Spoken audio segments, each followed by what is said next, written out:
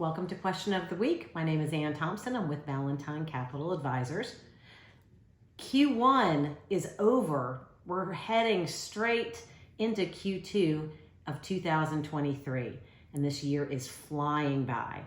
Have had lots of questions this year, but I thought I would work on one that talks about what happens when somebody passes away without a will, without beneficiaries, or without a trust.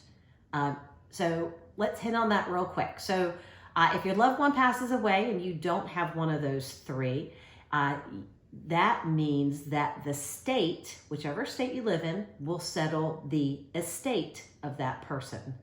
So this is called intestacy laws.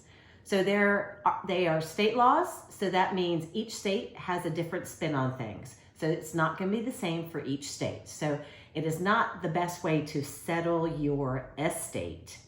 So some problems when you have to go through intestacy laws. One is it can drag out the process. You can sit in probate court not for months, but for years.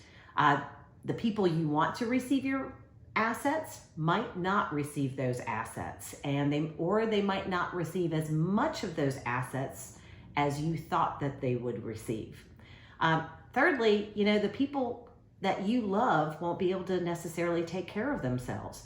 Your assets, your home, your accounts might be tied up in that probate court, and people won't be able to pay their bills. They might have their house taken away from them. All those things can happen when things go into the intestacy laws of a state. What should you do?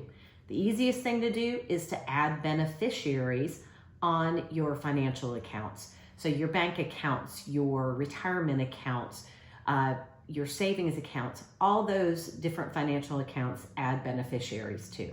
You can go into whoever's holding those accounts and you can ask them to fill out beneficiary paperwork and do it right then. A lot of places, especially the brokerage accounts, will allow you to do that online, change your beneficiaries online by yourself. Second way of doing it is through a will. So wills are a great way to do it because then you can be very general with how you want to leave your estate or very specific. They also have become very easy to do. There's a lot of online resources for wills, but many states will accept a handwritten will that you just have to make sure that it's dated and you sign it.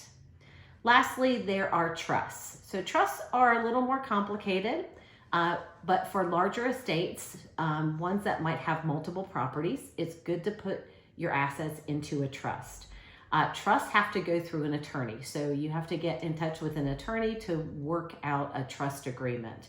That will also, obviously, you say attorney is going to cost you some money. Anywhere from about $1,000 to $3,000, depending on the complexity of the trust. So thank you all for listening today. Question of the week. If you have any issues or you have any concerns, please contact Valentine Capital Advisors. Thank you so much.